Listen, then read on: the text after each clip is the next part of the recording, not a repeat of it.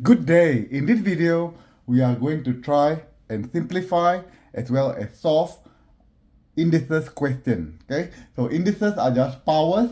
In high school, it's called indices, and we will try to solve this. So the first question is 81 times 27 equal to 3 squared can be simplified to 3 to the power of n. What is the value of n? This is simplify. So whenever you have an indices question, you always put the base or the number, the smallest prime number. Okay, so 81 is the same as 3 times 3 times 3 times 3, so it's actually 3 to the power of 4.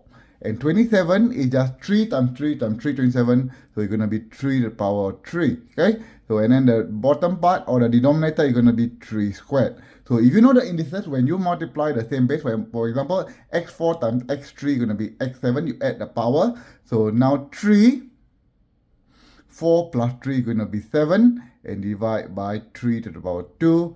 When you divide, you minus the powers, so it's going to be 3. 7 minus 2 is going to be 5. So n is equal to 3n. So now your answer is going to be n equal to 5, and that is an easy question to do.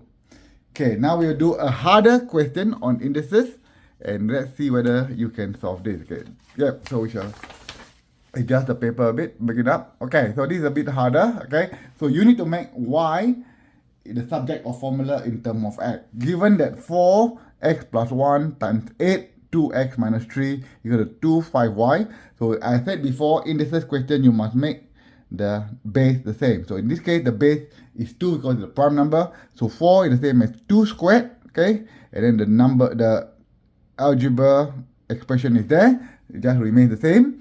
8 is 2 cubed, and then the algebraic expression remains the same, and then equals to 2, 5y. Okay, so now when you multiply the same base, you're going to add the power. Okay, we expand first. Okay, maybe we expand for 2x plus 2 times 2, 6x minus 9. Hopefully you're following me. You multiply 2 by x is 2x, 2 times 1 is 2, 3 times 2x is 6x, 3 times minus 3 is minus 9. Okay, so now equals to 2, 5y. We don't touch anything on the right hand side.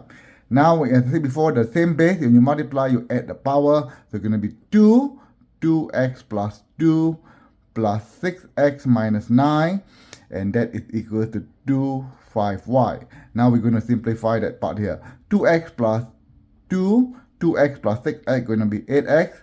2 minus 9 is minus 7, and that is equal to 2, 5y. So if the base are the same and the power is different, we can say that this is equal to this. So we're going to put, just going to, okay, 8x minus 7 is equal to 5y, okay, because the base are the same. I'm going to make the y the subject of formula. I normally would like to make the subject of formula on the left hand side, so I'm going to swap it around. So 5y equal to 8x minus 7, okay. Now to get y, you just need to divide by 5 on both sides of the equation. Divide by 5 is going to be y equal to 8x minus 7 divided by 5, and that should be a minimum merit in the exam. So that is how you solve and simplify an indices type of question in the NCEA level 1 mathematical reasoning. Hope you go through again, and I'll see you soon in the next video. Cheers everyone, have a great day.